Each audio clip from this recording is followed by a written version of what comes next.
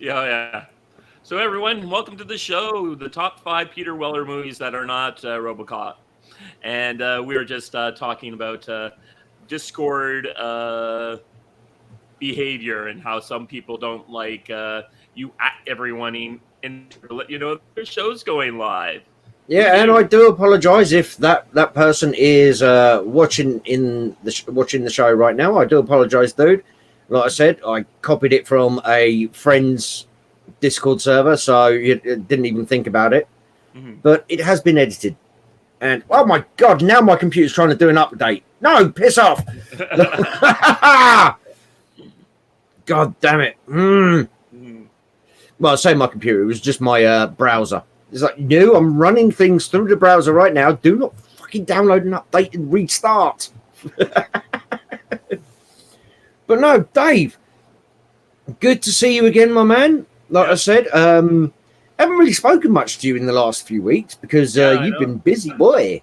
Yep. It has been nice to be. I've been off and away in fabulous Las Vegas, where everything is much better than here And more expensive. and more expensive. Yeah, though if you go off strip and it doesn't take far, you only have to go about walk a mile off the strip, and you could get stuff at normal prices. Took me a few days Really? to figure that out, but yeah. Oh, dude. Well, I'll tell you what. If I do end up going to Vegas next year, Mhm. you'll have And welcome Matthew to. to the chat. Oh, Matthew, how are you doing, geez? Mhm. Oh, hold on. Matthew's on his 55-inch TV. I think I should give him something.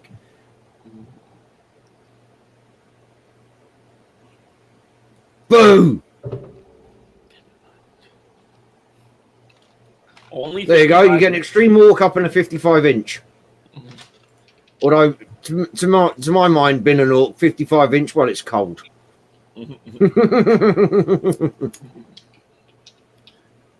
My main TV is 65-inch, so that worked out. I've only got a 42, and I don't actually even use it now. It's plugged into my PS3 and my 360 and my PS2, and I haven't used it in God knows how long.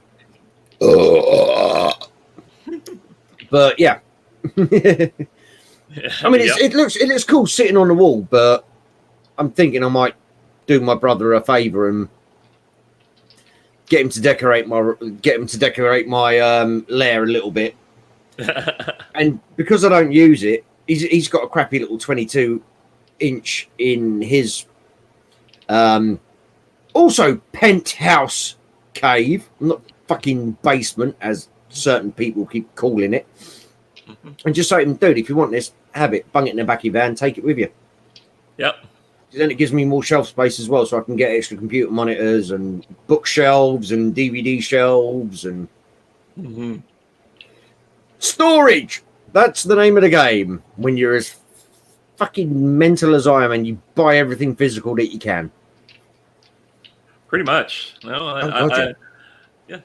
I still get stuff on digital, but I do have all my old physical copies of different movies in case the world ends and we don't have we have to go back to trading them for food and stuff. My bag. Oh, if you're looking for commodities to trade in at the end of days, invest heavily in porn. Porn DVDs, or even better, porn magazines, because then you don't even need you're not even relying on the electricity for people to abuse them. So invest in porn mags, 80s, 90s, early 2000 porn mags. That you'll be treated like a king in the post-apocalyptic era, or be shot and taken all my stuff. But hey, that's the chances when you're. Yeah, but that's what you hire bodyguards for. Mm-hmm. You know, you give them a page a week or something.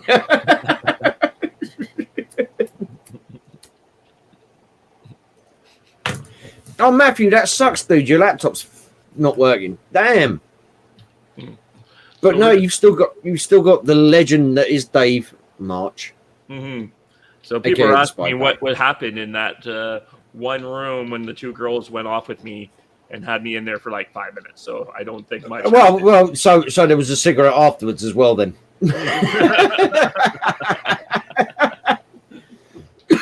No, I did see a tweet put out saying caption this. Yeah. But I haven't seen. I didn't actually follow it up. So because I don't know how the Twitterverse works, because I generally find it 95% abhorrent and just use it to promote my friends and occasionally myself. Yep.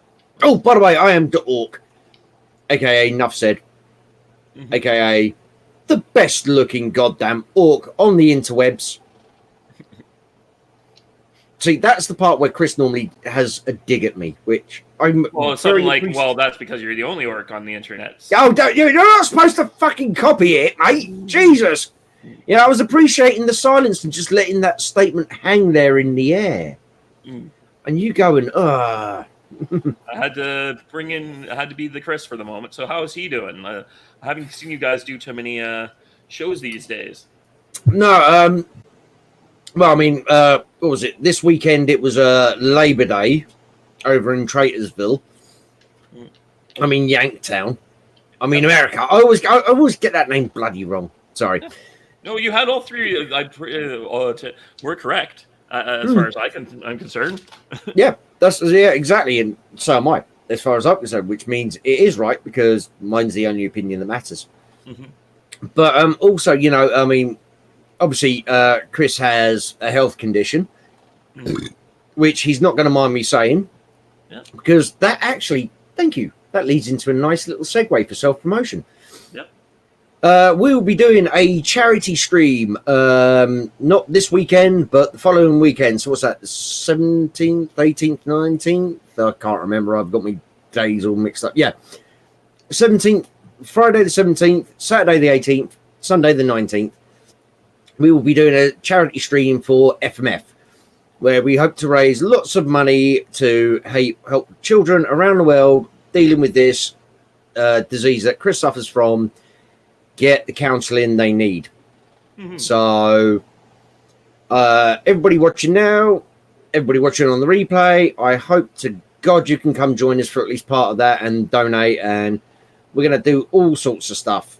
We're going to be gaming, we're going to be chatting, we're going to be playing Jackbox and What the Dub and stuff like that as well. Getting people, getting the audience involved as well. Obviously, donators get preference because it's charity, so we want your fucking money. But no, so and he's had a few problems.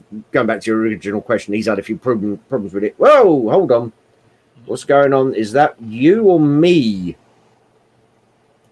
Hold the phone. Is that oh, let me have a check. No, I'm just going to mute my mic for 1 sec. I think that was.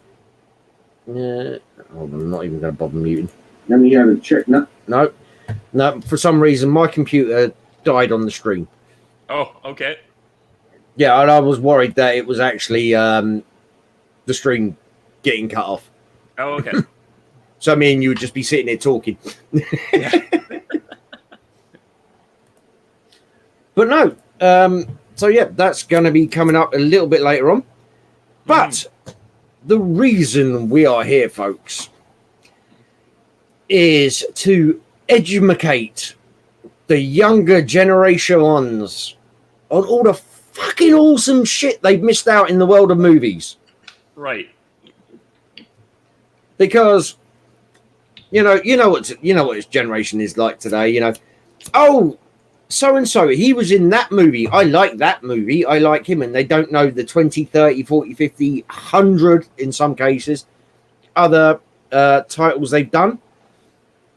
So we this all stemmed from me and you just chatting crap. I think it was actually on a charity stream, wasn't it? Yeah, something like that. We were just very frustrated with the fact that certain other person who just may have gotten themselves monetized. Yeah, we won't talk about that. Hey, mate, no, all the best in the world, mate. You know what I mean? Yeah. No axe to grind. It's in the shop. Did you happen to catch the Nerd Report episode we were on last week? I think it was Thursday, and we Lewis showed her what a lowrider was. Lowrider. She didn't even know what a lowrider was. She had no idea what a lowrider car was, and when she sees these cars like spotting up, like Yeah, bouncing up with the pistons. yeah, and she's like, no, no, no, the cars don't do that. That's not. Oh, they do when you spend thousands of dollars customizing the bitches. Oh yeah. So if you want, no, I am so far see behind. Steph really freak out. Watch that. It was like. I'm gonna have to give that a check at some stage, but I am so far behind with a lot of stuff because, like we say over at Green Zone, which is me and Chris, the aforementioned alluded to Chris. Mm-hmm. That's our channel. Life gets in the way. Mm-hmm. Like I say, he's got genetic disease with genetic. He's a fucking member of the X-Men. Yep. Although I've seen him in a leotard and it's not fucking good, so you don't want him in the special suits. Mm-hmm. But yeah, so life gets in the way, work and everything else, and it's like I've only got so many hours of the day. I mean, just look how gorgeous I am. This takes a lot of care and attention and preparation as well, Mm-hmm. Try to be a bit more convincing, mate. Try. Yeah. So I guess we should get to the our comic book Bob, but whenever he gets here. But maybe we should start talking about our top 5 list. Peter Weller is well known as a character actor in many movies and TV shows, and we were talking just before we went live about one of his great TV shows, Odyssey 5, that Kevin has not seen, and how we would have loved to have brought his TV roles necessarily into this. And I also know of certain animated movies. Oh, and Job's in the chat. How you doing, man? Hey, Job. Yes, Job. It's pronounced Job. Yep. I made that mistake when I bought Robert A. Heinlein's book called Job. Mm-hmm. I just went, I bought this new book, Job. No, it's Job. Yes. So yeah, we had. So he's done a lot of different works in different TV shows, and that. Yes, he is in the Dark Knight. He's the voice of Batman in the several animated movies, and I just what are games? What are games? I thought they were games. Oh, okay. Hold on, let me just check. Dark Knight Returns. No, they were actually animation. Yeah. I have to say I haven't seen any of them, which is to my detriment because I love Batman. Mm-hmm. I've seen bits and pieces, but I've never watched the whole thing. It's one of those things which it's hard to find. We don't get access over in the correct country, the proper country. The people over in mainland US and by proxy you Canadians get access to, which is most annoying. Oh, we still don't get a lot of the stuff they get. Canadian Netflix is substantially different than American Netflix. Well, that's why you should get yourself a VPN. Yep, I always love giving all my data to the NSA. Get one that's not based in the US. Yeah. But no, Joe, it's best top 5 Peter Weller movies that are not Robocop. Right. So and do Robo and no, it's not Robocop movies. Because he was only in one of them. One of the sequels. He didn't even do the animated kids show. Yep, he didn't do that. He didn't do the Canadian TV series. What? Hold up! Before we go any fucking further, they did a RoboCop TV series. Yeah. Was it Canada exclusive? No, I don't know. It was made. If you watch it, there's a lot of Canadian actors in it, and you know it from that. But no, it was a shown on joint American, Canadian, French production, I think. And yeah, it was like the RoboCop was like they had in one of the first episodes. This nosy secretary got downloaded into the new Delta mainframe computer system, so she and RoboCop have this thing going on throughout, and of course he's got the fact that he's got to deal with his family's drama and bad guys showing up all the time and wrecking his day, and it was kind of a interesting little show. And then of course there is the mini series things that they did also made in Canada that were for the Space Channel. Never saw them either. Yeah, damn, quite that good. Mm-hmm. I mean, the RoboCop cartoon was funny as book. But yeah, I mean, this is going back to the days where kids' action toys were based around 18-rated properties. Right. Sorry, kids, you're 10 years too young to watch this movie. But here you go. Here's the action figure and his bike and his car. And here's the 209, and here's a Rambo, and here's a Commando, and here's a Predator, and here's an Alien, everything else. And although some of the best were the Ghostbusters toys. Mm-hmm. Yeah, the another OG movie Ecto one. Though at least with the Ghostbusters TV, the toys, they were based on the cartoon you could watch. Yeah, the real Ghostbusters was the original cartoon, wasn't it? Mm. And then didn't they? Those other Ghostbusters. No, sorry. So far, there's only been 2 Ghostbusters movies. Mm-mm. I mean, there's a third. No, I'm not even talking about that. I'm talking about the other Ghostbusters. Oh God, TV series. Yeah, sorry. Yeah. I forgot about that one. Why'd you remind me of these things? I'm going to have to go through more sodding counseling now. So RoboCop Prime Directive, as Joves asked, is the miniseries that Space put together. There was another show completely different from that. That was a RoboCop TV series. Let me see if I can pull that one up.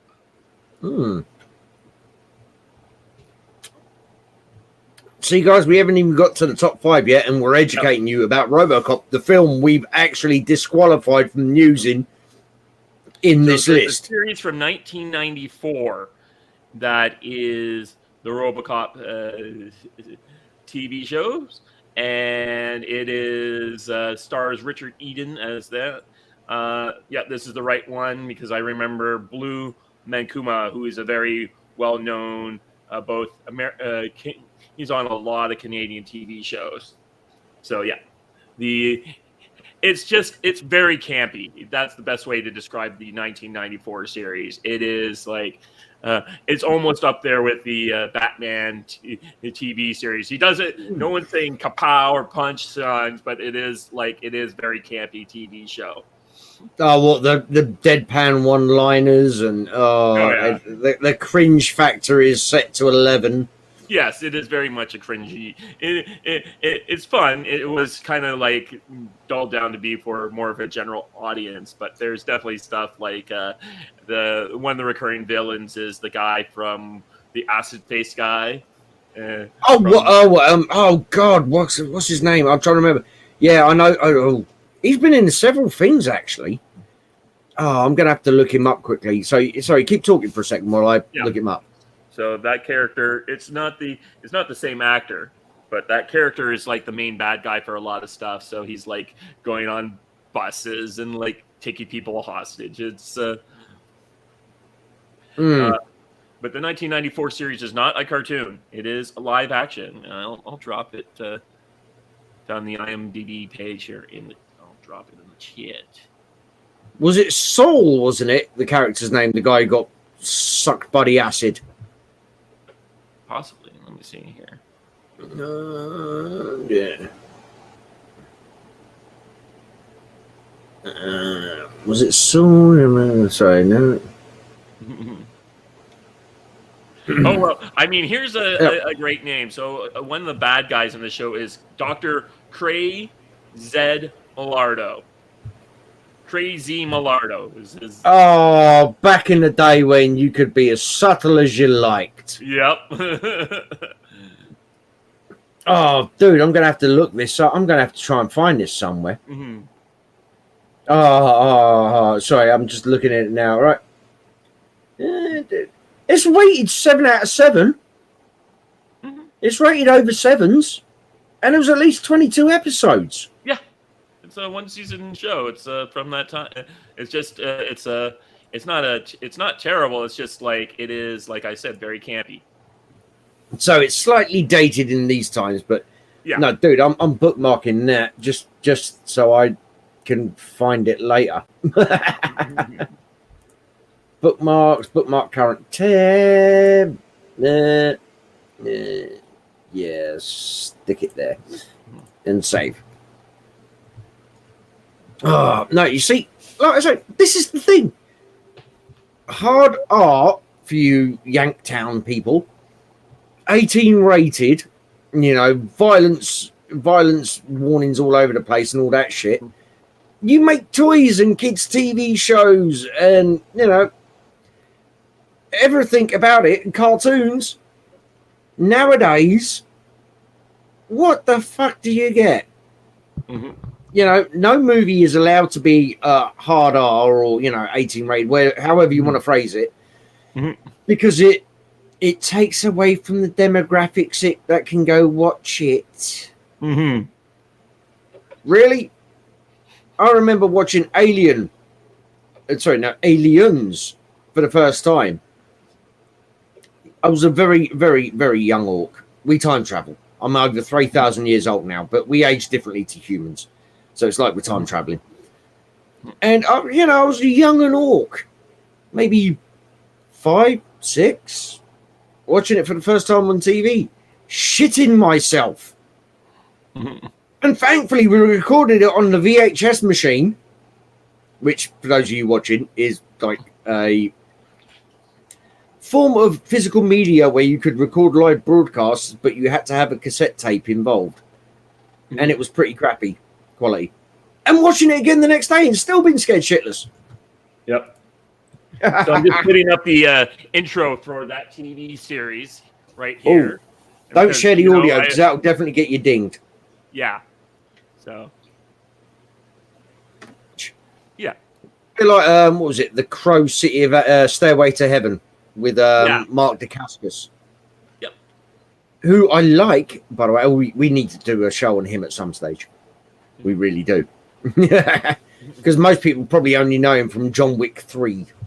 Yeah, so Jove's asking about Prime Directive. It was okay. It's really dark. It goes back to they tried to camp it up in dark stuff. There's like a scene where a guy is like, OCP headquarters has this like bulletproof windows that can come on, and the executive's taking a bunch of his cronies through, and he's like, I want to turn on the bulletproof windows. And the guy's like, we can't do it right now, sir.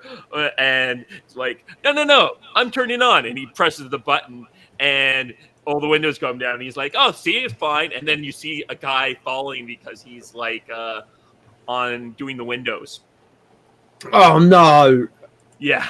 When I'm cleaning windows, zomp. Yep. And so it has this kind of dark thing, and it's like about like Robocop's getting retired, and they're bringing in new machines to replace him, and of course fighting against that. And the OCP's been like taken over by this like very young 20-something board, and it's an interesting show. But I don't remember as well as I remember the other Robocop TV show. Okay, I'm going to have to look these up. See, even the orc gets educated occasionally by the legend that is David March. Okay, the spy guy. And that was just to emphasize the point. So we got... we don't have Bob in here, so maybe we should actually let's catch up with us and start with our top fives. Yeah, well, I've sent him the link. So... as soon as he can, he will. Although he very rudely hasn't responded to me on that ting yet. No, he hasn't. So he hasn't told me how it's going. So, yeah. Right. My number 5 pick. And I'm going to preface this with a caveat. It's because I even own this on DVD, but I could not get time to rewatch it, and I haven't seen it in so many years. Mm-hmm. Buckaroo Banzai. Wow, that's your 5? Oh. Yeah. Okay. Yeah, I would have put it higher up the list if I'd had time to rewatch it, because it is. I don't think I'm selling it too far off the scale with the phrase "batshit crazy."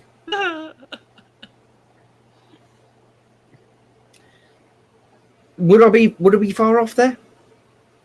No, it's a movie that's hard to define.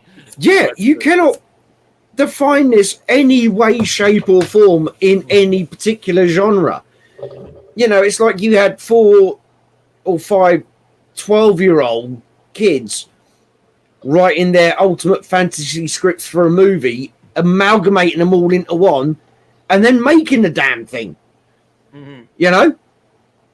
And Peter Weller plays the title character, obviously, of Buckaroo Banzai. For those of you searching for it, who want to actually search for it, full title is actually The Adventures of Buckaroo Banzai.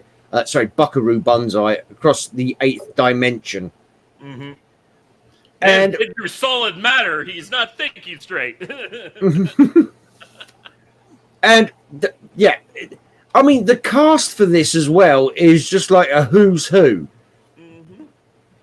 You know, I mean, I'm just going to run through a quick list of the cast. You got Peter Weller, obviously, is Buckaroo Banzai. You've got John Lithgow. You've got Ellen Barkin. You've got Jeff Goldblum. You've got Christopher Lloyd. You know, it's just... You know, it's just so many people, and they play. Oh, Clancy Brown! I keep forgetting Clancy Brown's in it. Clancy Brown's in it. Yeah, Clancy Brown's been in freaking everything because he's awesome. But yeah, and where you go, there you are. Yeah, correct. Yeah. How can I? I'm trying to think how I describe this to an audience who has not seen this movie. Peter Weller is Buckaroo Banzai, who is a super scientist, super spy, a rock star, because you have that whole musical scene where he hears one woman being a bit sad in the bar, if I remember correctly. Bear in mind, like I say, I haven't had time to watch this in like 10 years. And he gets up on stage with the crew and just sings her and cheers her all up and cheers the whole fucking bar up. And it's just, and you're watching this thing going, are they, what, why are they doing this? Why are they doing that? I mean, Jeff Goldblum dressed up as a fucking cowboy with chaps. For God's sake. You know, it's this whole movie is like a massive acid trip. And like I say, I mean, I probably would put this higher up my list, but even though I own it on DVD, I have, like we say over on my channel, Green Zone, which if you're not subscribed to, go over and subscribe. But make sure you've subscribed to Dave's channel here first, the Spy Guy, because this is some quality content you're getting. But yeah, it's like, what? You know, you could be drunk, you could be stuck. Oh, we got. I'm sorry, guys. Oh, okay. I'm sure he just heard my comment and he went, "I must get on now." Only rated this movie is number 5. Oh my god. Oh fucking hell! Listen to Bob. He's out of breath because he just had to roll the chair over.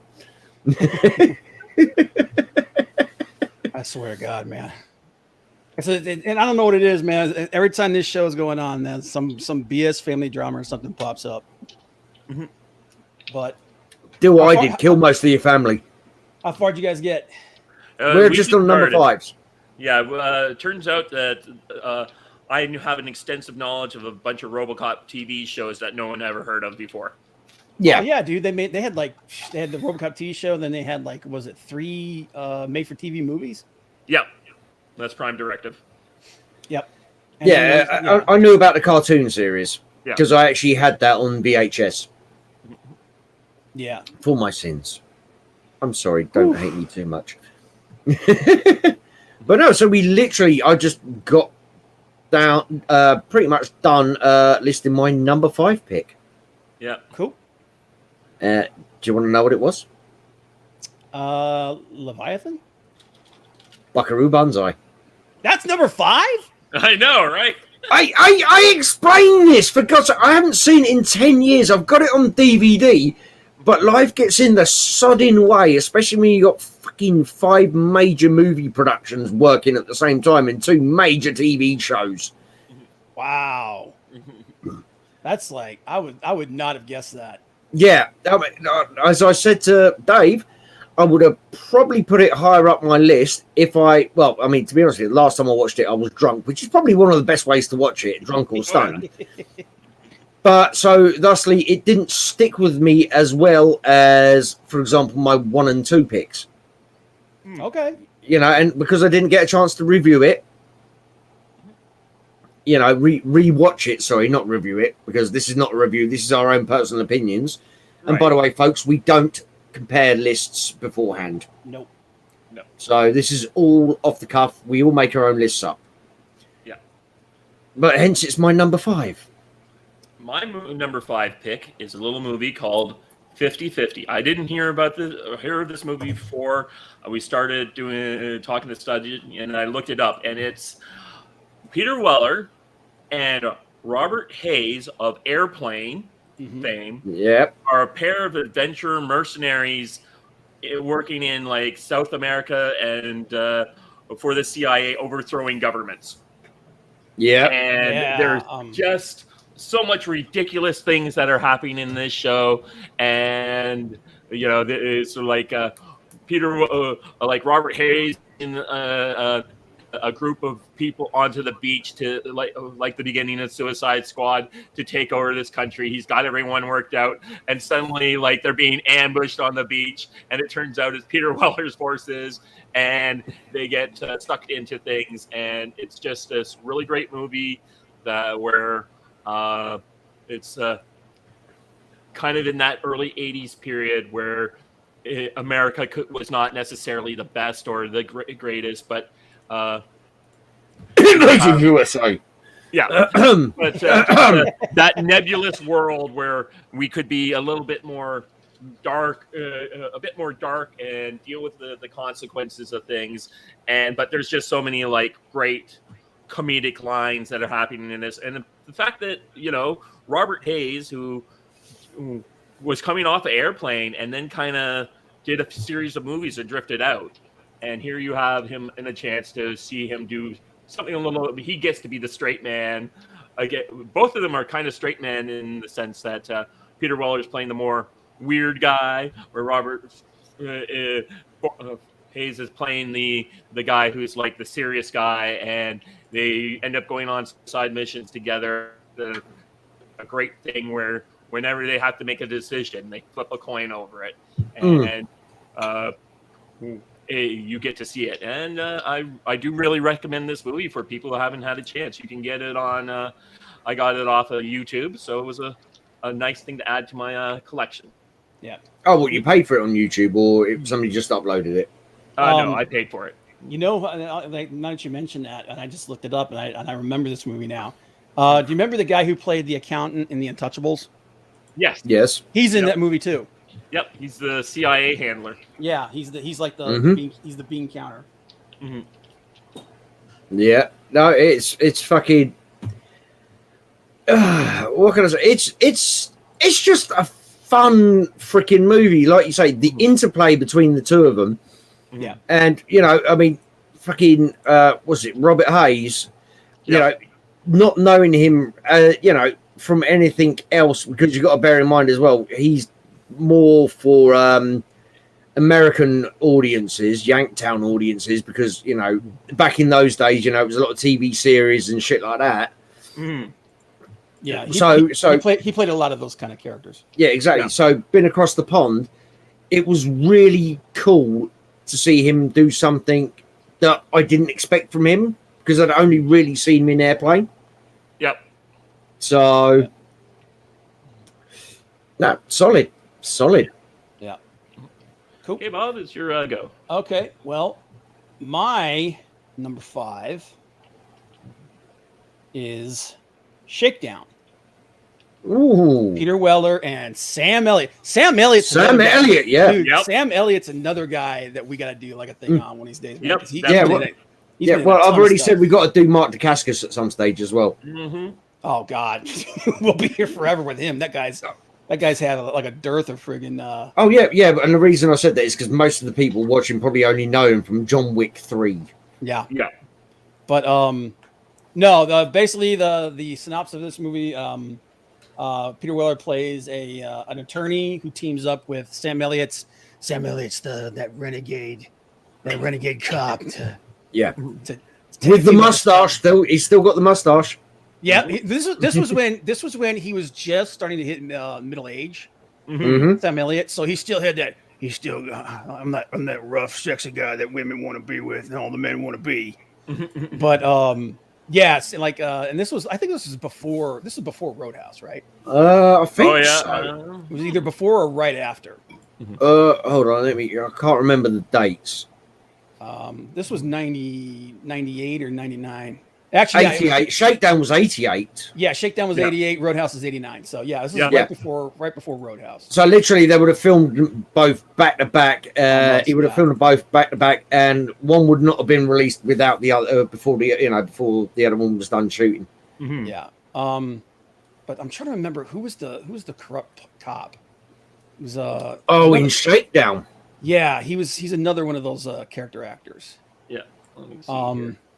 I do know that what's his name? The guy from Scrubs, who plays the smart ass doctor, Dr. Cox. Yeah, Dr. Cox. I He's remember- awesome. Yeah, he's in the movie. I think he's one of the corrupt cops team of guys. But damn, I can't remember the dude's name. He's another of those guys that's been in like damn near everything. Was it? Oh God, was it? Jude? Jude was it? I don't- Fico Lala. Yeah, I'm And- glad and- you and- pronounced that last name because I could not remember how to pronounce it. Oh Yeah. my God. Yeah, it probably was. I can't remember. I do remember that the guy from the Warriors was also one of the cops. He was one of the guys from the Warriors, like the dude who had the white guy fro. Well, the other God! the other one is Richard Brooks from Law and Order. Is playing the guy on trial. Yeah. He's the guy that the cops frame. Right. Yeah. Yeah, because that was a staple of those days. It's not something that's just been invented in the last 4 years. Yeah. Mhm. But he's also he played the cop in The Crow. Mhm. The cop that takes care of the girl. No, in The Crow, no, that was Ernie Hudson in The Crow. Oh, that's right. No, it was Ernie Hudson. So you're talking shit there, mate. No, shit. What did I'm pulling you straight away on that one. was it in The Crow or was it in the sequel? I know he played a cop in one of the Crow movies. You're right. You're right though. It was Ernie Hudson in the first one. Damn, I can't remember. Yeah. I know it was because I got that I went to cinema to watch that. I got that first day VHS release. Introduced all my mates to it. I've got the soundtrack on CD still over there somewhere. But yeah, so it's a fun, like, this was back in the 80s and 90s. These legal films spliced with like the Thrillers, I think they call them nowadays. it was basically like half that takes place in the courtroom, half of it takes place out on the street, yeah. Yep. where they're hunting down like the lead to find the piece of evidence to save the guy. Yeah. There was Yep. a lot of those kind of movies in the 80s and 90s. Yeah. Oh yeah, But, and this was, like you say, Sam Elliott. Yeah, he was awesome, dude. I love Sam Elliott, man. He took out an airplane in the movie. That's Yeah, dude, it was okay. This is also at a time when like you could just do. You think this stuff is ridiculous now? Yeah. Like back in the 90s, dude. Like, I mean, Rambo took down a helicopter with a bow and arrow. Okay, Rambo took down a helicopter with a fucking tank. Yeah, I mean, And he didn't even okay. shoot it. Okay, the He tank. played chicken with a helicopter, remember? Yeah, the tank is more realistic, dude. The tank is more realistic than the bow and arrow, though. Yeah. No, because the bow and arrow, the bow was tipped with, the arrow was tipped with an explosive bolt. Okay, it's a freaking hell. It's a Huey, dude. No, it wasn't. It was It's one of the little. retro ones that are designed not to be taken out that way. No. No. It was one of the little scout ones. It was one of the little scout ones. Yeah, it's It wasn't a hind. Yeah, it wasn't the was hind. one- that's what he took out in Rambo 3 with the tank. Yeah. In Rambo 3, he took out the hind with a tank by playing chicken with it. Yeah, which was absolutely ridiculous, but still. Yeah. But yeah, Although like, bloody good piloting on that guy's part, been 5 foot off the ground the whole time. in Shakedown, Sam Elliott takes out a plane with a friggin' handgun. And while being on the plane's wheel. Yeah, he's like hanging onto the wheel of it. It's absurd, but Yeah, it's a fun movie. Peter Yeah. Weller just chews scenery up, man. Oh yeah. And Sam Elliott's like the perfect foil for him. So but Yes. that's my number 5. Yep, that's a great number 5. That is quality. So you're number 4 there, Orc. My number 4, Shakedown. Actually, it made it there because of that Well, we plane all just scene. admit it. It's my number 4 is Shakedown too. It's one of those movies like you're watching going, this is absolutely absurd. but What it's the so much hell fun. am I doing? It's so much fun to watch, though. It's just so absurd. Yeah, I mean the bad guy, the black bad guy too. Oh, God, Like, they have him like he's in court and he's like, I want the prosecutors are like, I want $50 million bail or something like that, and the judge is like, I think $2 million's good. He can open that up with his pocket change, and the guy snaps his finger and they bring up $2 million. It's like, oh, okay. Yeah, It is machismo to the max in some scenes of it, but like I say, it got there. It got to number 4 because that fucking plane scene, man. yeah. You just think, what the fuck are you doing? Yeah, Like it's, that And then you go, oh, it's Sam Elliott. Yeah, I mean it's like that movie with Christopher Walken. I can't remember which it is, but they're flying along in an airplane, another airplane pulls up, and they blow it out of the sky. Oh, was that Dogs of War? Was that Dogs of War? No, Dog of War is the realistic version of that. Oh yeah, sorry. oh god, there's another dude, man, Christopher Walken. Oh god, yeah. We should just do the top 5 Christopher Walken movies where he's not completely weird. So that gives us 2 movies to work. That gives us like a movie and a half. Oh, and a music video. Oh my god, no, he's weird in the music video, dude. Well, he was actually a classically trained dancer before he became an actor. Mm-hmm. Yeah, but it's just, dude, he's like, it's some of the stuff he does in that video is so weird. I love that video though. Yeah. Oh yeah, Weapon. If you don't know what it is, Google it after the show. Yep. YouTube it after the show. Weapon of Choice by Fatboy Slim. It's awesome. Yes. Okay, so go ahead. No, I was going to say. So we've just done me and Dave's number 4 pick simultaneously. Bob. Okay, my number 4, and I don't know if you guys have ever actually no. Okay. That was my honorable mention. Never mind. My number 4 is Screamers. Yep, it's on my list a little higher, but yeah. Basically, Peter Weller is it's a sci-fi film. They're on a kind of like a really rough it's not quite desert. It's more like it's just really barren. No, it's a planet which has been cut off by the war. Government. No, it's not been cut off by the war. It's been cut off by the government, the interplanetary government, because they rebelled, and Peter Weller's forces are the workers who were suffering and dying. Through the harsh. It was they were in the middle of like a peace treaty negotiation thing. Yeah. And they're there. They're like basically hold your position until otherwise told. But then for some reason, a few years later, a few decades later, all of their supplies and everything are just cut off, and they're by themselves. And during the war they created these robots. They called them screamers to take out enemy combatants. Because the reason they call them screamers is that they kind of burrow under the surface, and they make this screaming sound as they're doing it. No, there was actually an acronym for screamers that explained it. I'm just going to look it up because I can't remember it off the top of my head, but I believe it was actually an acronym. But so suddenly they start finding these new versions of these screamers. So there's like a generation 2, and what they realize is that the AIs in these bots have gained sentience, and they're starting to evolve themselves. Yeah.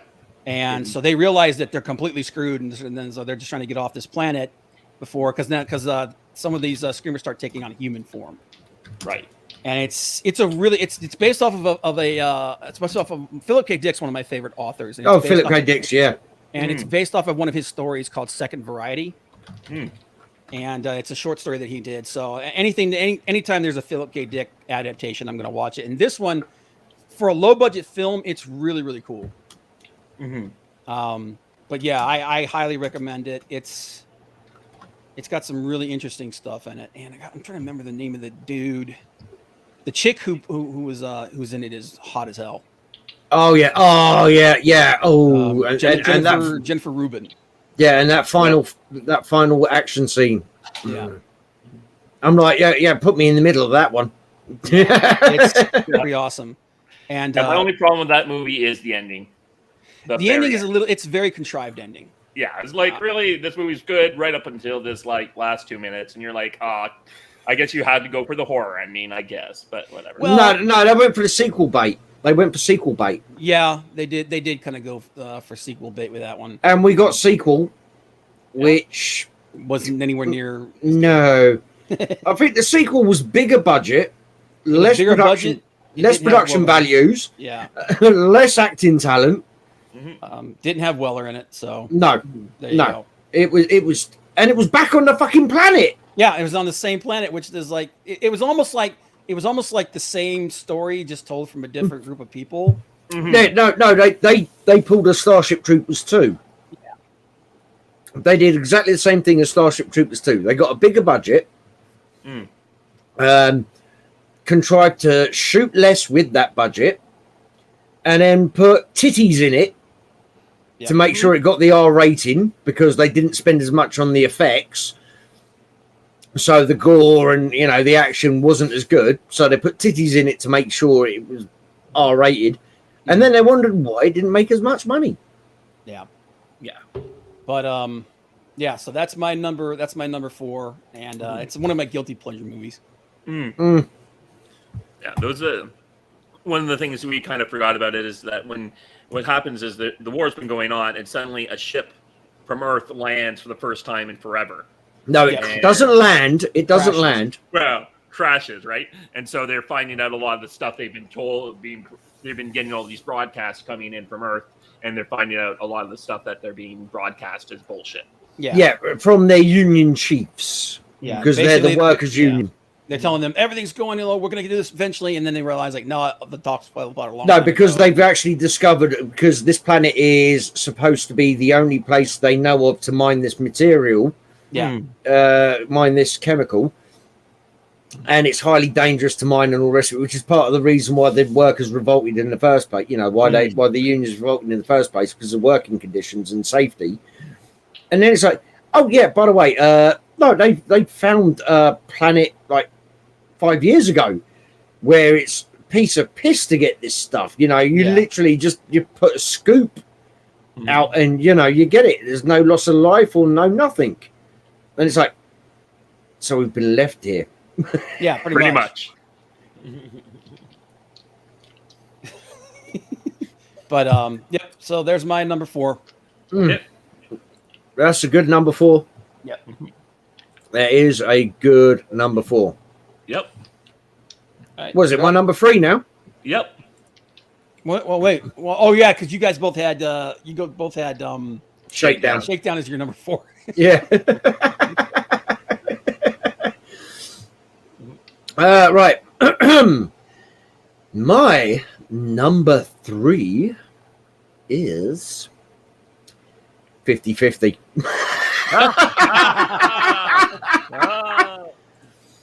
See, folks, this is the thing. We don't plan this. It's not like we compare notes and go, right, well, if you mention this movie, I'll mention that movie. Mhm. This is just our own personal tastes and choices and opinions. Mhm. And I think these two people are as degenerate as I am because they keep picking the same sort of movies as I do. Right. Which Well, is kind of cool because it means I'm not alone in the world. Whichever whichever actor we're always talking about, they always have that nucleus of stuff that's like just synonymous with them. Oh, I think that's gotcha. where a lot of our stuff comes from. But there's a few of them in there. I don't know if my next one is going to be on your guys' list. So. Right, well, I'm trying to think what I can say about 50-50 that we haven't already talked about. I suppose one of the, like I said previously, one of the things I liked is the different aspect of. Oh God! Now I'm on air. This is what blanks my mind. Robert Hayes. That's it. There you go. Yep. Yeah. I had to get my brain back in gear for a second. Mhm. Yeah, it was seeing him in a different role because being from the UK, we didn't get a lot of his TV stuff because this is before the internet and multinational broadcasting and all the rest of it. Mhm. So, very few shows were actually syndicated, overseas or whatever, and it was him playing a different character to what I knew from the airplane movies, and that kind of hooked me a bit. Going, oh really? He's got more than one string to his bow, if you get what I mean. Mm-hmm. So I think that was one of the things that sold it to me the most, and obviously the interplay between them two, because some of the shit they come up with, it's just ridiculous. Correct me if I'm wrong. Didn't Robert Hayes play Ted Bundy at one point? Yeah, Did he's he? definitely he's definitely in one of those type of things. I was looking through his biography earlier. Yeah, he played a serial killer in a movie, and I was like, it was like a complete 360 for him. Yeah, and it was like, holy crap! Oh, that Cat's Eye, that was another movie he did. He Oh was God, Cat's Eye, crawling around the outside of the building. Yeah. Oh God, I forgot about that one. Yeah, Mhm. that's a that's a really good one too. And I mean, he was Starman in the TV show. Yeah, he was a Starman in the TV show. Yep. But he also did superhero movies, so let's not give him too much he was credit. in a TV movie where he was David Kaczynski, the Unabomber. That's it. Okay. Yeah. What was that? What was that movie called? It's called Unabomber: The True Story. Oh, okay. Oh, that's right. That was in like the mid '90s. And at one time he was Iron Man. Yeah, he did the voice for Iron voicing, Man. Wasn't it? I think it was on the. He had an Iron Man TV show for like 2 years, and then he did it. He reprised it a lot. He did it again on and I know he did it in Spider-Man the animated series. Mm-hmm. Yeah, Spider-Man. Yeah, 96, 97. Man, how the hell do we not have like a mastered edition of that X-Men Oh. from the 90s? Because they're trying to redo it. I'm guessing nowadays. That's stupid. Mm-hmm. Yeah, well, who said Hollywood is smart? Yeah, but it's 50-50 is a cool movie. Mm. Yeah, but man, I completely forgot about Cat's Eye, and then I thought about, I was like, oh shit, yeah, he was the guy on the outside of the building. Mm-hmm. But cool. So, Yeah, and Matthew Coburn agrees with you, by the way, Bob. He says, "Yeah, I really like Cat's Eye." Dude, there's two really good sequences in that. One is the thing on the outside of the building. The other is the priest who's leaving the convent. Mm-hmm. I mean, who's leaving the order, and he has like he gets basically chased down by like a demonic car. Yeah. Oh yeah, yep. That one is. I believe that was what's his name's first movie. Guy who made Jurassic Park. Made Jurassic Park. What, Spielberg? Spielberg's first movie is. Oh no, you're thinking about Drive. Yeah, that Drive is the movie. Yeah, I thought that was Drive. Drive is the movie with Chris Christopherson. He's being chased by the evil truck. Yeah, there's. Yeah, there was in Cat's Eye though. It might not have been in Cat's Eye. It may have been another No, one. I know there's one like what you're talking about. I thought that was like a Hitchhiker. Nightmares. 2 That's episode. Nightmares. Matthew's right. It was another anthology film, kind of like Cat's Eye. Yeah, and also, by the way, I'm just going to point out, Matthew is going to be right. Have you seen the picture? That is the Green Goblin from Maximum Overdrive. Yep. And he also has an awesome replica of the Christine car. Yeah. Yep. Yeah. The other sequence. Yeah, that was another sequence from Cat's Eye. Was the evil rat thing in the walls. Because the mom said that the cat would like that. She believed in that wives' tale that the cat would like sleep on the Suck child's the soul, breath, suck the soul out. Yeah, suck the oxygen out of them, and ended up being that giant rat that was in the walls. Yeah, and the cat goes up against it. But didn't that lead to the bit outside the building? Yeah. Yeah, with I thought that was the end. No, that was the end. That was the last. Was that the end? Yeah. Yeah. Yeah. The one where It's been so long. It's been so long. So many flagons, so many battles, so many concussions. But all right. So my number 3, The Naked Lunch. Written by William S. Burroughs, which is awesome. Directed by David Cronenberg, who's batshit crazy. Yep. And thank you, Matthew. I thought it was. The rat was in Nightmares. The troll was in Cat's Eye. There was the troll that came out and sat on the kid's chest. The little troll comes out, but then in Nightmare, it was the giant rat thing was living in the walls. Okay. Damn, we're getting these two movies really mixed up. Yeah. Well, they are very similar. Movies all kind of but together. Basically, the storyline for Naked Lunch, Peter Weller plays an exterminator. He starts becoming addicted to this particular poison that he's using to kill bugs. It starts making him have all these hallucinations and everything. He accidentally kills his wife, and he basically this movie is a friggin' fever dream. He becomes embroiled in this big conspiracy in North Africa being conducted by giant bugs in a secret government plot to basically take over the world. It's weird, it's crazy. It's exactly what you would think from friggin' Burroughs and Cronenberg. And it had an amazing cast, man. It was Peter Weller, Judy Davis, Julian Sands. I don't know if you guys remember who he is. Oh, yeah. Fucking Julian Sands, Warlock. From the Warlock films. Roy Scheider. Yeah, Roy Scheider from movies. Peter Bortesky. He's a voice guy. Does a lot of cool voices and everything like that. But yeah, man, it's like a really, really great cast. And Ian Holm. I forgot about him. But yeah, it's like this movie is like an acid trip. But it's a very it's very well written for an acid trip. But yeah. And what's up? Burroughs is sorry. one of my. What's up, Nerdporial? Apologies for that in your Discord earlier. Yeah, but William S. Burroughs is another of those guys that just writes like amazing stuff. Like he did Drugstore Cowboy. Yep. He wrote what was it? He wrote Naked Lunch. He wrote was it the Ghost of Number 9, which is a documentary short. I'm trying to remember the other one that he did. He did a really like a pretty big deal one. Oh God. But he's another one. He's a freaky weird dude. But he's just incredibly creative. So if you haven't seen it, and it's one of, like I said, it's one of those movies when you watch it, man, you got to go into it with the right mindset. Yeah. Most definitely, it is not one for a casual viewing. Bung it on the TV and cook lunch. Yeah, you might have to watch it a couple times just to figure out what the hell's going on. But that scene when he's sitting at his typewriter and the bug is like smoking the cigarette. Yeah, it's like the bug is talking like he's this. Like what do you mean the bug was smoking a cigarette? Hold on, Bob. Yeah, it wasn't. Look at me. Yeah. I'm smoking a cigarette. You calling me a bug?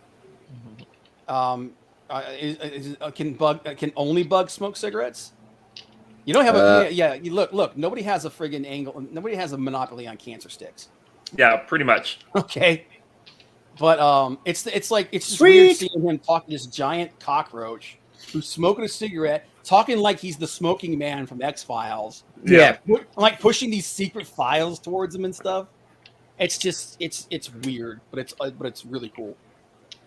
Funny tangent, by the way. In the UK, he was called the Cancer Man, not the Smoking Man. Yeah, I think that's what he was originally supposed to be, and Yeah, then they were like, well, we got to change it for the US. No. Apparently, Chris, what's his name? Chris Carter. Uh-huh. He had it in the original script, the cigarette smoking man or something like that. And the fans started calling him Cancer Man, not having a name for him. And that's why he's the cigarette smoker. Oh, it's because he was diagnosed with cancer. Yeah. That's when they started calling him the Cancer Man. Mm. Yeah. Well, that's my number 3 there. Yeah, nice. Yeah, and Poriel, this is we're discounting movies. Yep.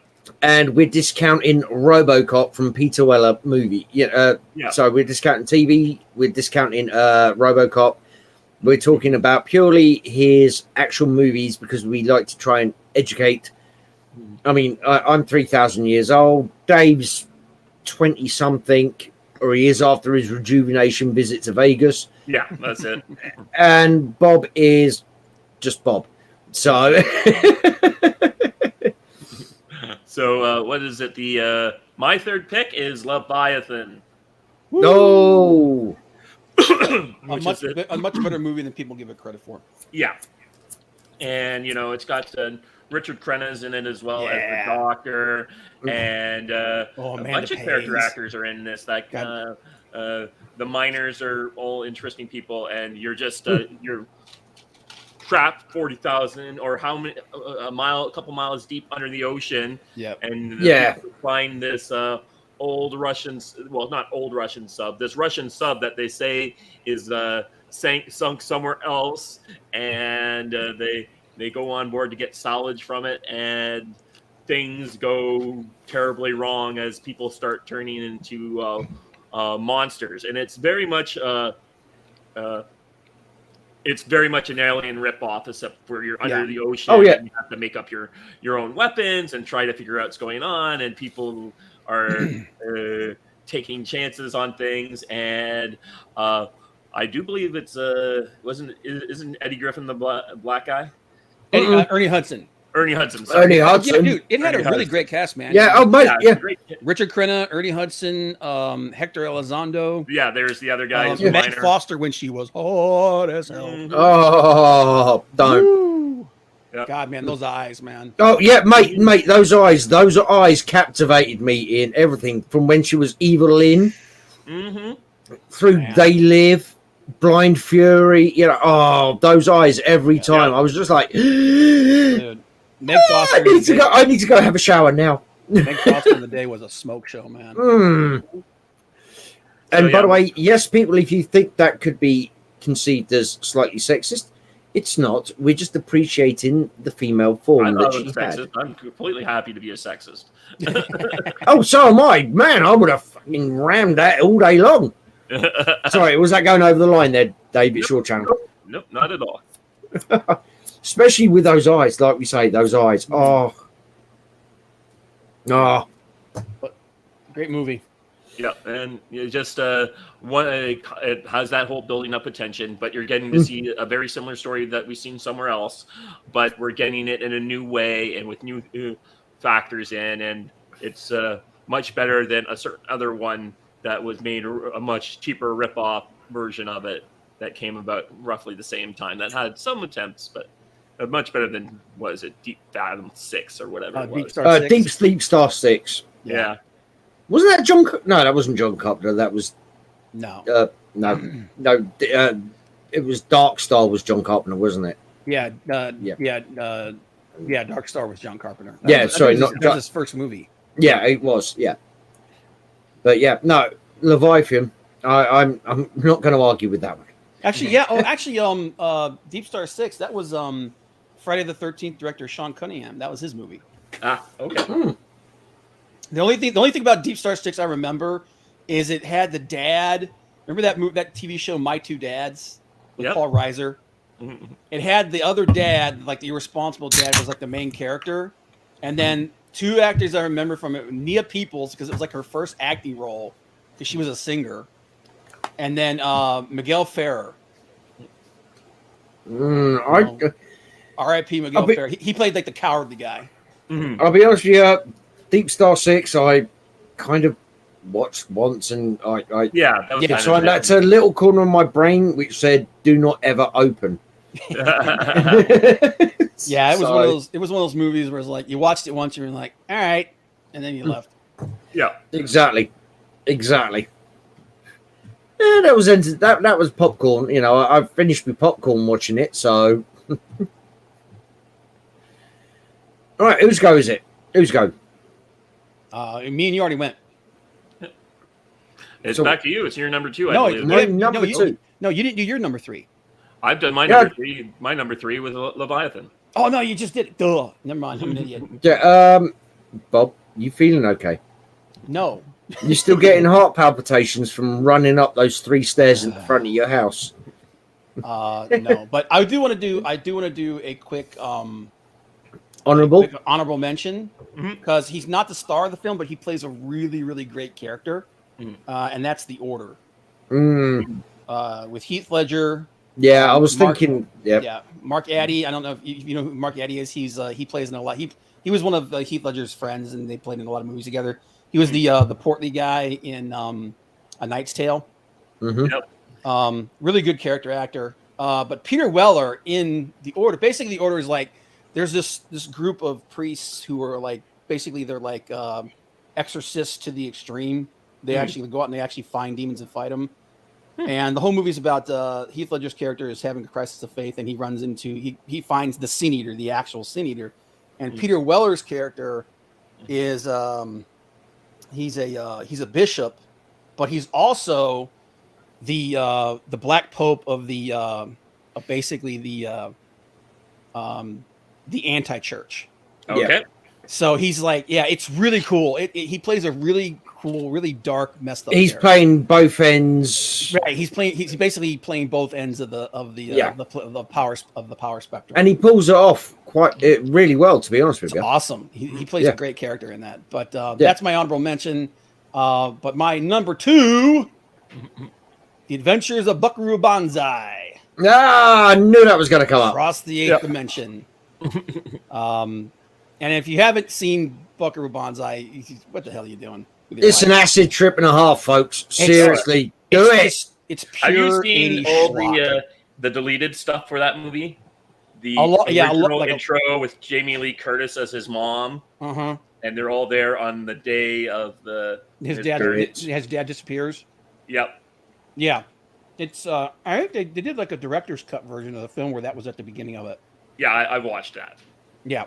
Yeah, like I say, I've got the DVD up there. I can't remember what version it is. It might have all the extras because I do like buying all my DVD extras. I've got like 3 versions of Conan. Yeah.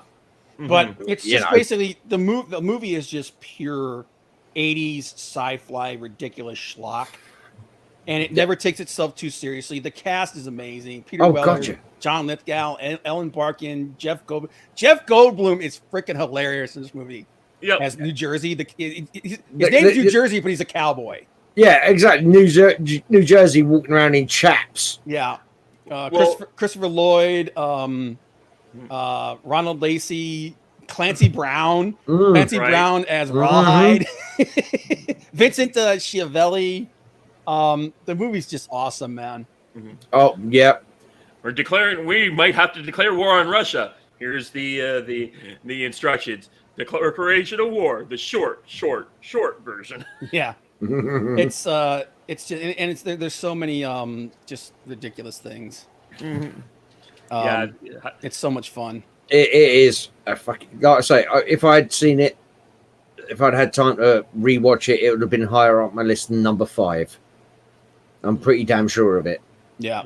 In fact, I might go and dig it out and hook up various electrical equipment so I can watch it again. Yeah, it's a lot of it's one of those movies. It's just a lot of fun. And like I said, it's pure 80s schlock. Yeah. Oh, But yeah, and to be honest, man, as great as Peter Weller is, as great as Jeff Goldblum, John Lithgow carries that movie, man. John Yeah. Lithgow and Christopher Lloyd and Vincent Schiavelli as the three Johns. Lithgow thought he was going to be the next Darth Vader. He Yeah. thought this movie was going to be like this huge thing where he was going to be like Darth Vader, and that's Dude. why he gives out his insane performance. And of course, Christopher Lloyd, like, what are you looking at, monkey boy? Yeah, it's just such a ridiculous film.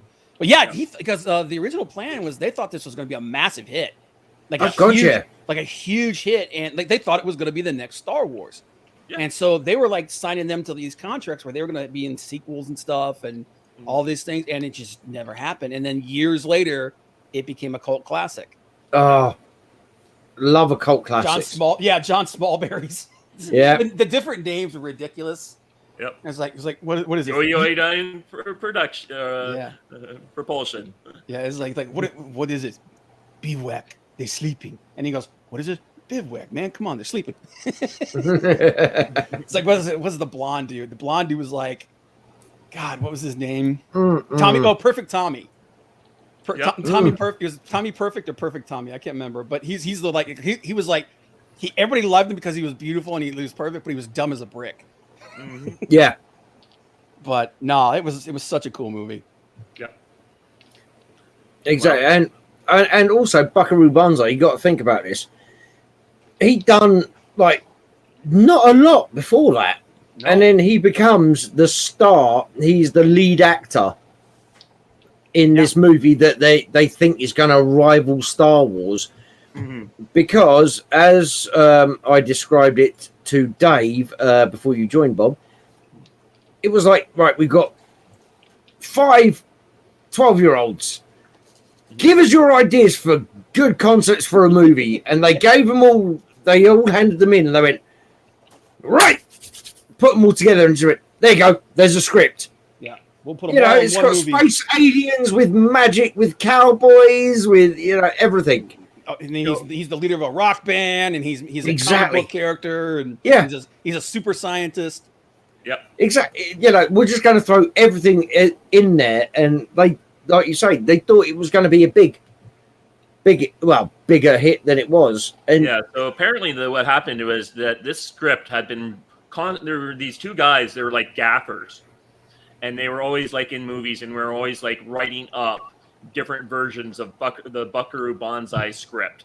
So, and they would get about halfway through and then give it up. So there's like 20 versions of the half-written Buckaroo Banzais running out there, and Kevin Smith wanted to get it and make a TV series out of it. He wanted. Oh God, no! I've seen He-Man.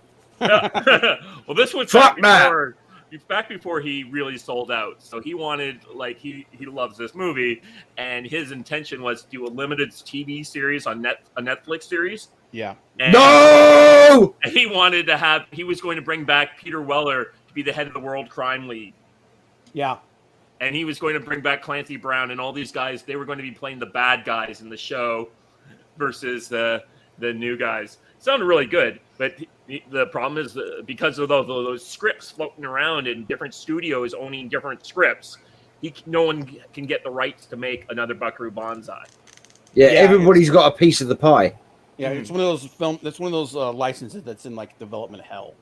Right. Yeah. And also, hell no, Kevin Smith, fuck off. Stop ruining shit. Yeah. I don't know whether you like or dislike the He-Man, new Netflix series. I've seen the first bit that they've released. Funny they haven't released the second part of it yet. Mm-hmm. But to my mind, that was fucking atrocious, and I fucking hated it with a goddamn passion. It was beautiful animation, and no. That's the only thing I give it points for. That's the only reason it is in my mind, 2.5 out of 10. It's because the animation. Yeah, and the voice acting. The voice acting is good except for one character.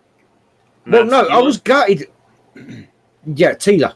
Tila's Tila's fucking awesome. Sarah Michelle Gellar's voice does not fit Tila. I said awesome. I meant that other word beginning with A. Awful. Yeah. Sorry.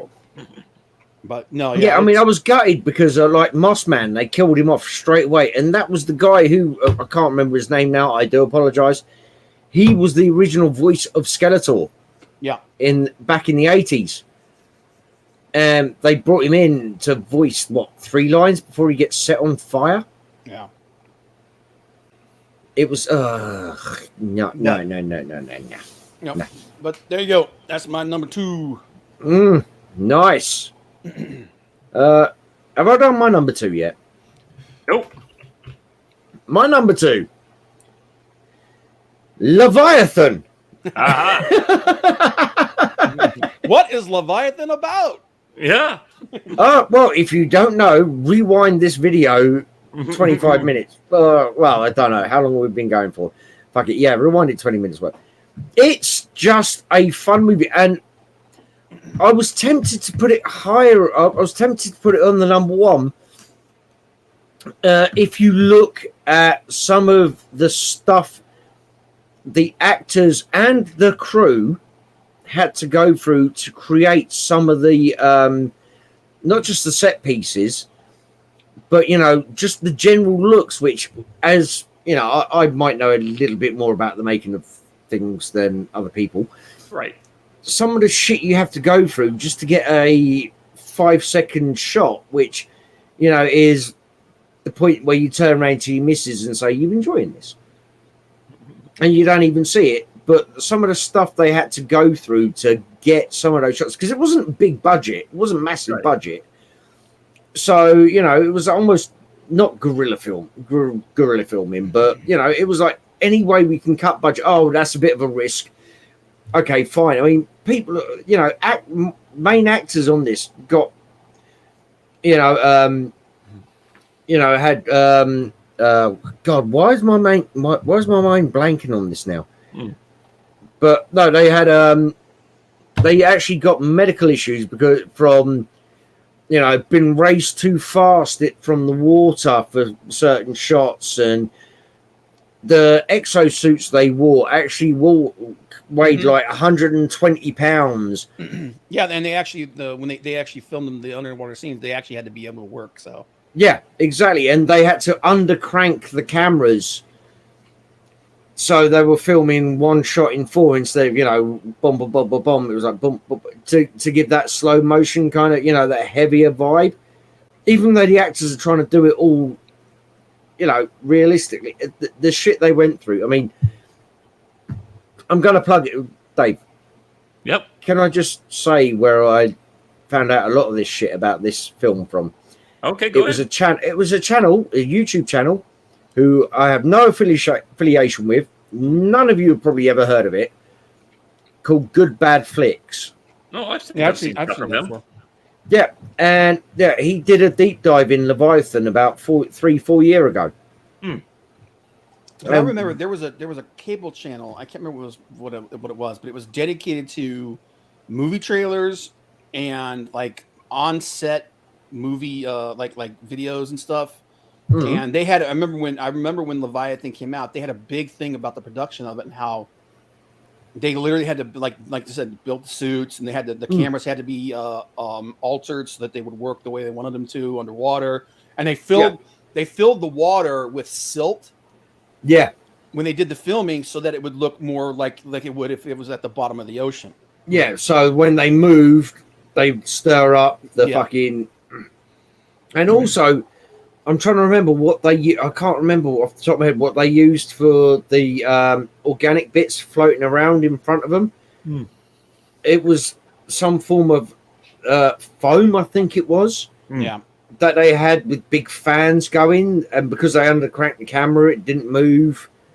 Oh, by the way, when you say undercrank the camera, for those of you who don't know, it means it's the way it records, it slows it down.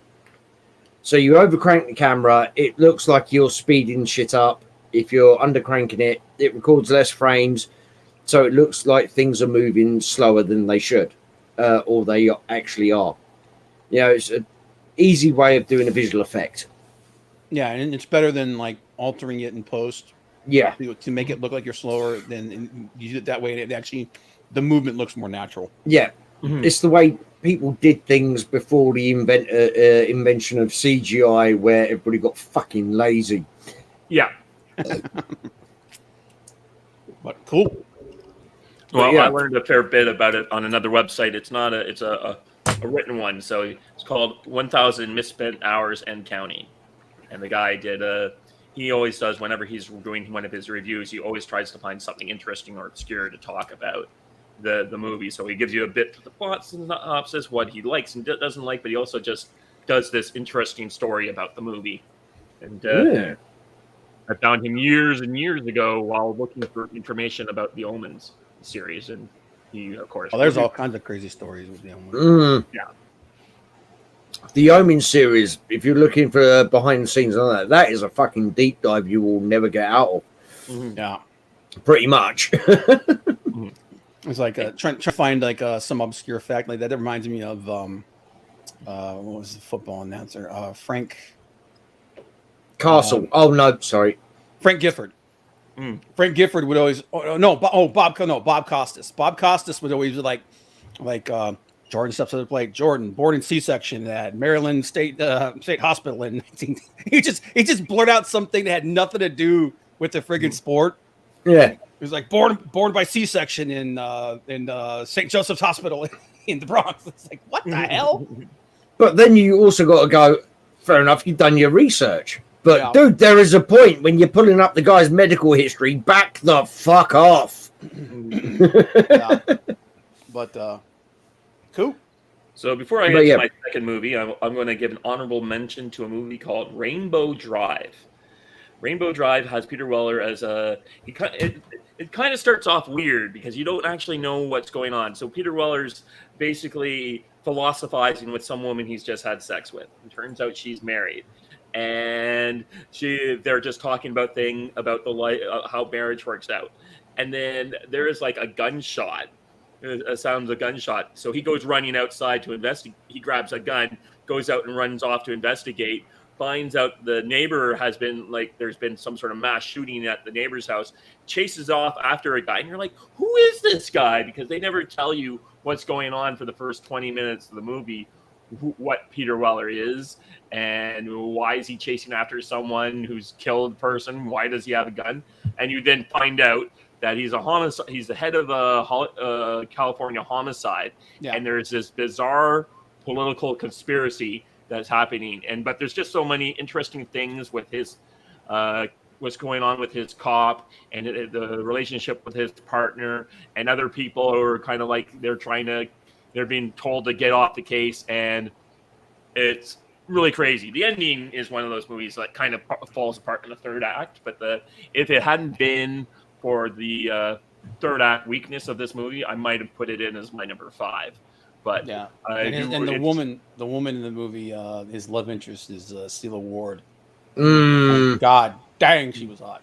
Mm-hmm. All right, okay, Bob, I'm going to put you on the spot right now. Celia Ward, Meg Foster.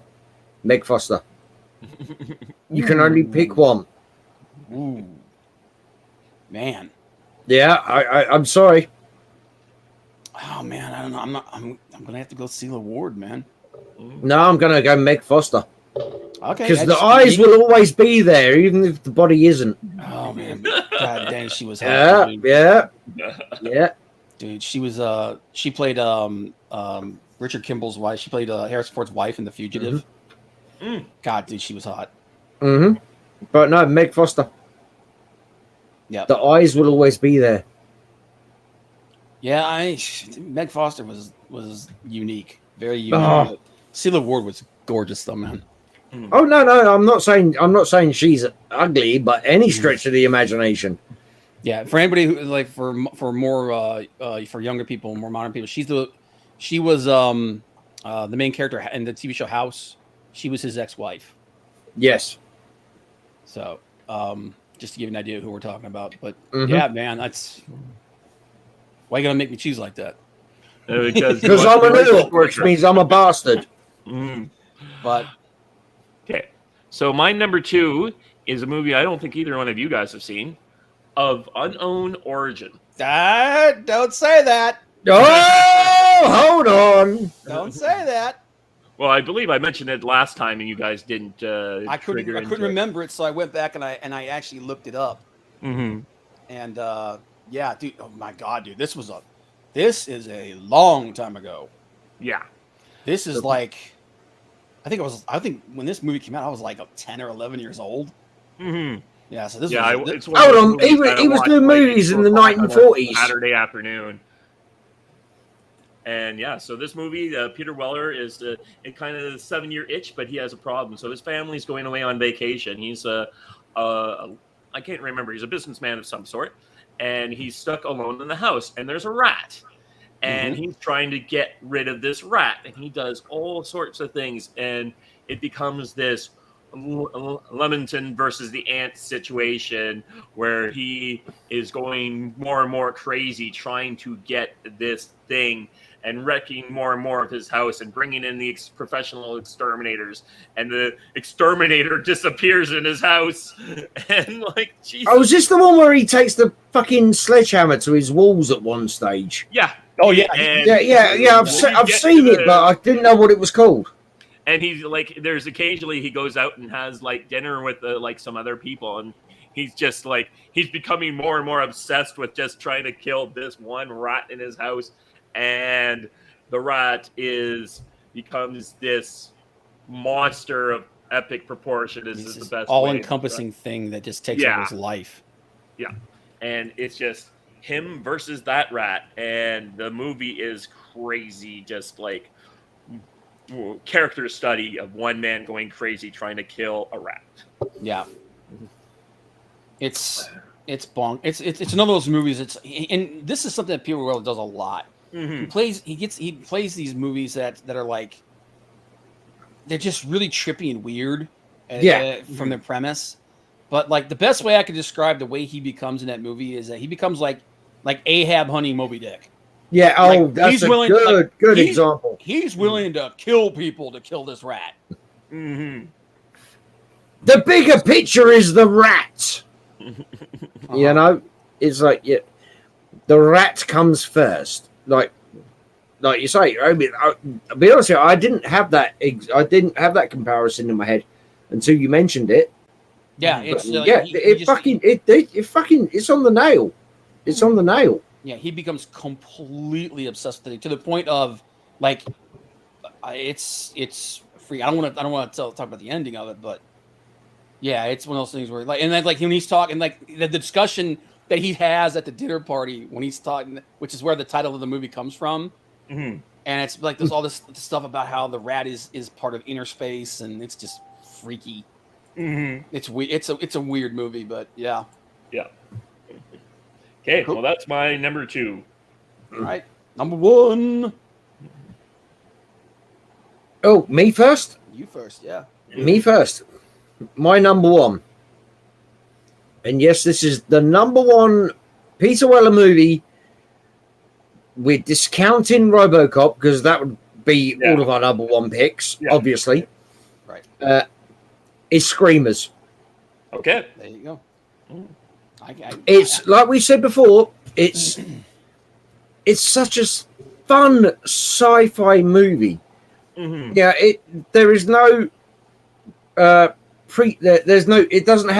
It doesn't come across as this is the future and we have all these pretensions. You know, we don't have all these opinions and all the rest of it. It's like these are a bunch of dirt farmers, for want of a better phrase, who were getting fucked over by the government for years. Revolted, said, nope, we're going on, the futuristic version of a strike, which means getting military grade hardware and fighting a guerrilla war. Oh, and by the way, screw you, we've created this new device called the Screamer, which, by the way, I couldn't find the acronym for, which was very annoying because every time I tried to look it up, it come up with Wikipedia, the dictionary versions. I think the acronym the acronym wasn't the name Screamers. It was the what they found on the other ones. Was it self-autonomous? This is me going from memory. Self-autonomous. Oh fuck it! I can't remember now. Yeah, so I thought they figured out the acronym from, because remember they started seeing those weird symbols on the newer versions. No, that's because you had they pulled the chips from them. Remember, this is back in the day where that one little microchip meant everything, not the hard drive or any of that shit. Yeah, it was the microchip, and on it that was chip, like the the Mark was II. changed. Yeah, it was like, oh, this is the Mark II. Oh, this is the Mark III. Yeah, and because it's sort of like the AI started creating its own language and everything. And so they couldn't figure out what it meant, and then they figured out, oh, this means Mark II and Mark III, and or Generation 2 and Generation 3, and but they actually explain that because they're like, yeah, they designed this thing, they built this factory to make it. Oh, then what happened? They turned the power on and run like fuck. Yeah, So and it uses everything for fuel. Like the bodies that these things kill, they drag down to use as, I'm assuming, biofuel or whatever. Yep. Yeah, because they did the right thing. They didn't go in too deep into the lore and the mechanics of it. They just said, this is what they're doing. We don't know how they do it. Oh, guess what? That works fine in a fucking movie where you're suspending your, you've got the suspension of disbelief already. Oh, yeah, they're doing this because we programmed them to maintain the factory, make the factory, make the products and upgrade. And, like I say, all the way through when they find that the creepy kid, spoilers, by the way, for a film which has been out for over 20 years, the creepy kid, can I come with you? Yeah. Can I come with you? And the first time around, they find him and you think, oh shit, how the hell has this kid survived? And then suddenly you've got like a horde of them coming up going, oh yeah, save me, can I come with you? Yeah. Especially when they get back to the base and it's just like, oh shit. Yeah, and then that one base had that video and they looked out and there was just like a sea of them walking towards them. Yeah. Yeah. And then like they opened their mouth, like their head would like split, and then their whole mouth would open and be like nothing but like blades inside. Blades churning around. Yeah. And they do the scream as well. Yeah.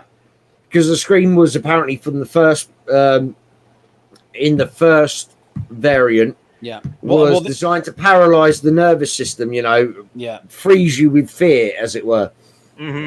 And you could tell how much of a budget this had because when they did that big set piece, pretty much one of the only big set pieces in this movie, when they get back to their base and they find out it's been taken over by all these child ones, as they're all swarming out of the fucking base, some of them are 4 foot tall, some of them are 6 foot tall, some of them are 3 foot tall, some of them are 5 foot tall. They because there was no CGI, so they just got everybody they could, put the same outfits on them, and said, "Go out there."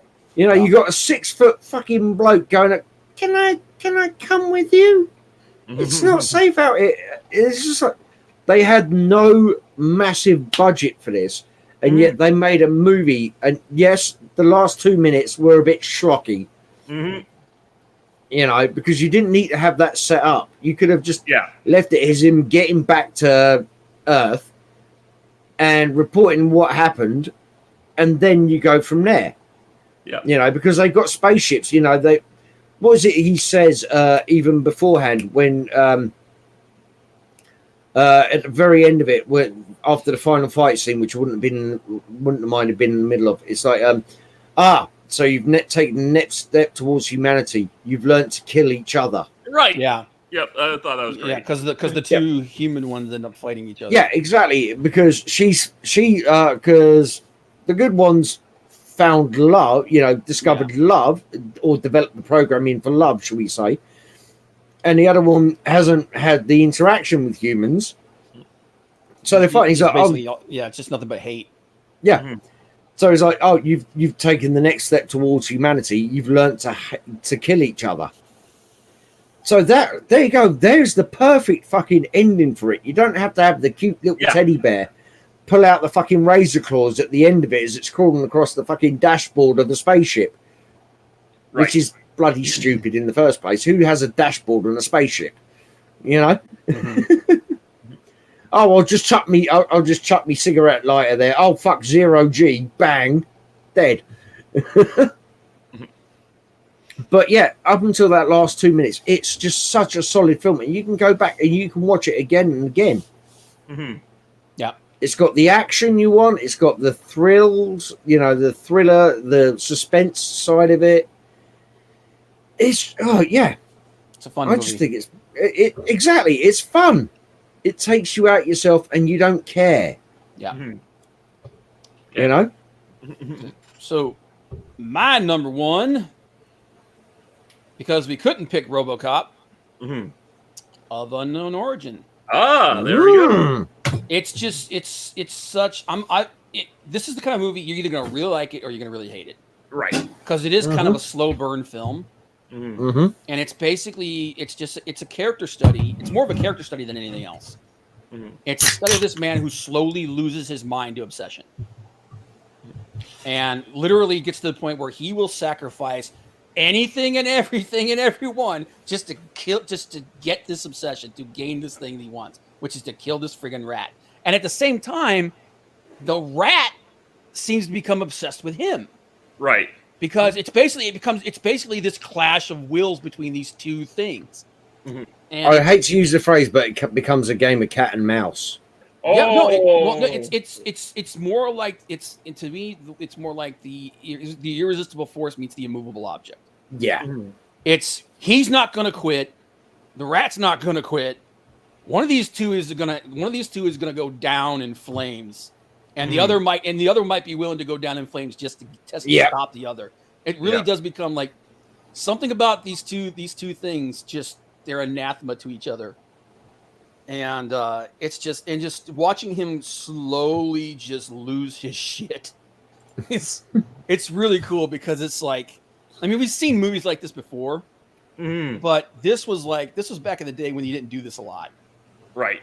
Because this movie was what, like 1982, 83? Yeah. If you see something like this, it would be like a half-hour or Twilight Zone. Yeah, like a Twilight Zone or something like that. But this, it's just like, 83. Yeah. Yeah. He just completely goes. He just completely loses himself. So, and it's a lot of fun. Like I said, the best movie that he's ever done is obviously RoboCop. Yeah. Yeah. But this is one of those movies where you get to see him kind of just like Naked Lunch. It's a weird movie where you get to see him stretch his acting chops. Yeah. And he's got better acting chops than people give him credit for. Yeah. Another honorable mention, because it's a TV series, we can't really add to it, but Odyssey 7. Odyssey 5. Me and Dave were talking about that off air before we went live. Yeah. And now I'm intrigued and I want to fucking look it up, see if I can find it somewhere. I was so pissed off when they said they canceled that, because I was like, this is such a cool idea. And it's just because like some new executive comes into Showtime and says, you know what? I don't like sci-fi, so get rid of the sci-fi shows. Yeah. Even though the show was like really popular. Really popular, was making the money. We're going to cancel it. And it was the lead into SG-1. Yep. Yeah, it was a really, really cool concept. It was such an interesting thing, especially because like the one guy was such a sleazeball of it. He's like, because I know the future, I'm gonna go make a bunch of money.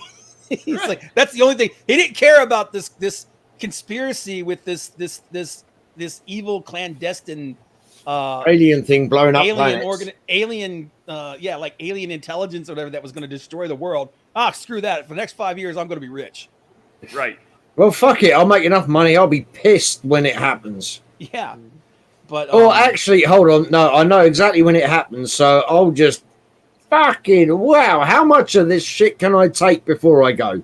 Yeah, and that's exactly the way he was in the first season. I'll be honest. That's probably what I'd do. I'd try to please everybody by saying no. I'm earning. I'm trying to make enough money to fund our operations. Yep. I'd lie to them, and then I'd be in Vegas the whole time. But no, it's like that episode where like when they come back that one chick is still in space. Mm-hmm. Like she comes back at a point when she's actually doing a spacewalk, and she basically just starts freaking out. Yep. because they all just died, and then suddenly they're back, and it's such a cool concept. Yeah, she also the problem for her is that she was wounded in the Yeah, space she was shuttle, injured. so she doesn't know any of the deal when she gets sent back. Yeah, and then it's just a really cool dynamic between him and his son. Okay, this is making me want to look it up more and more. God damn, I need 36 hours a day in the average day so I can fucking catch up with all this stuff. But there you go. That's my number one. Obviously, the number one, the true number one is Robocop.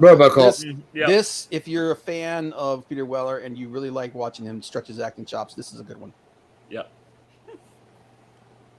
Damn. Where you going, man? What do you got?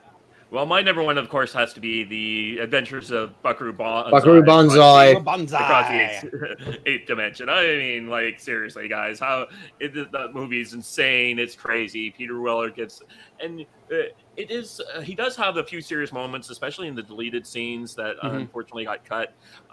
You find out a lot more of the stuff that was happening with the World Crime League. There is, and what happened with his mysterious girlfriend, who the main girl he meets in the movie is like the carbon copy of his girlfriend from back in the day. Yeah, she's not a clone. She's just like it's almost like she's an alternate dimension version. Mm-hmm. Well, it's the eighth dimension, isn't it? Yeah. Yeah. And I mean, like, he's like, the start of the movie, he drives a car through solid matter and sees stuff in there. And suddenly he's like in a press conference with the military, and they're like, yeah, this guy's just driven through solid matter. And he suddenly sees like the aliens from the alternate dimension are in the audience. And he's like, look, it's the evil reptoids from the eighth dimension. They're right there in the seats. And they're like, what? Yeah. It's just all the idea that, you're this billionaire comic book superhero Doc Savage type person. Yep. With a rock star, all that stuff. But just all the stuff they set up in this kind of world. And I really wish there was someone who was at least making a comic book or a TV series or something else with this stuff. The great what if of the 80s. One of the great what ifs. Mm-hmm. Yeah. I mean, for example, what if we had a good Terminator movie after Terminator 2? Yeah, I suppose. But yeah, you're saying that you didn't like Genesis, and that's also wasn't this the origin of that statement? No matter where you go, there you are. Yep. Yeah. No, that was originally from the. If I remember, first I heard of it was Lost in Time, which was Waxwork 2, the movie. Waxwork 2, Lost in Time. The Exiting soundtrack, I think it was Ice-T. Lost in time, like a bug in the jar. Lost in time, like a bug in the jar. No matter where you go, there you are. Was the lyrics, if I remember correctly? Yeah, I'm going to guess that movie came after Buckaroo Banzai. The Lectroids, when he points at me, he says, "They're evil, pure, and simple by way of the eighth dimension." Because I had to look it up because I had to look up that quote and I was like, "Oh my god!" Out. And there you go. That's the kind of schlock that they did. Yeah, in this movie, Oh, evil, God. pure, and simple by way of the eighth dimension. God. Yeah, and just fair enough. Lost in Time 2 came out in 92. Right. Like, as soon as I heard Ice-T, I'm like, I'm pretty sure Ice-T's in high school in 83. But I can't remember who did the soundtrack. Without being any form of it was one of those. Actually, I think it might have been Ice-T. I'm going to have to double check that now. Sorry, carry on with your point. Whilst I mean, I first showed this movie to a friend of mine who'd never seen it, and immediately at the end of it, he said, "Dave, there's a special type of audience for that type of movie," and we're both it. Yeah. Like we were going to MST3K. Man. I mean, we would answer the phone call when we were talking to each other for a little while, like saying, like, "World Crime League, please leave a message." I swear to God, man. Damn John Warfin and the horse he rolled in on. Oh man, but it's such a schlocky friggin' classic. But yeah, interesting career the man has had. Oh, he's had fucking. Oh no! Why is it bringing up Bugs Bunny? Go away! No, don't ask. Yeah, okay. Lola Bunny in the original Space Jam. That's probably what it was. I'm an orc and I've got a goat. What can I tell you? Yep. But there you go, guys. That's our picks. The top 5 Peter Miller movies that aren't RoboCop. And that was legitimately tough because, like I say, some of them I haven't seen for 15 years. Yeah, like I said, I had to go back and watch them on Unknown Origin because I could not remember. I was like, oh, I remember this now. Oh, yeah, he's crazy in this. But, yeah. So what are we going to do next? Are we going to do walking? We had a good one mentioned in the chat. Oh, yeah. What was Top that? 5 Sam Neill movies that are not Jurassic Park. Okay. Oh! Yeah. Oh, Sam Neill. Not Jurassic. I already have a number of movies in mind for that one. One I'm pretty sure is definitely on Kev's list. I know which one you're on about. Does the first word of it, of the title, start with the letter I? Maybe not. Yeah. I like that. Maybe, oh shit. Maybe it's not what I think. The one I was thinking you would start with was the letter E. Ooh, yes. No, those are both on my list. Trust me, already those are both on my list. And by the way, the one starting with E, I know the guy who did the lighting control for all that. I mean, one role that I would love to have, but because it's a TV miniseries, we can't. It won't be one. But he plays a very smarmy KGB colonel in a TV series or a miniseries called America with a K. America. Basically, of a show where the Soviets have conquered the United States of America. Right. All right, so we're doing Sam Neill next then. Yeah, Sam Neill, top 5 movies that are not of the Jurassic Park. And I want to thank, I believe that was it Matthew who suggested that? Was that Matthew? I'm just having a look. No, that was Job. Oh, was that Job? Yep. So there you go. We're taking audience suggestions here on the show, and I'll see you guys in another couple weeks. Yep. Okay. Bye-bye, guys. All you guys, see you soon. Remember to subscribe. Like, share, subscribe. Bye-bye.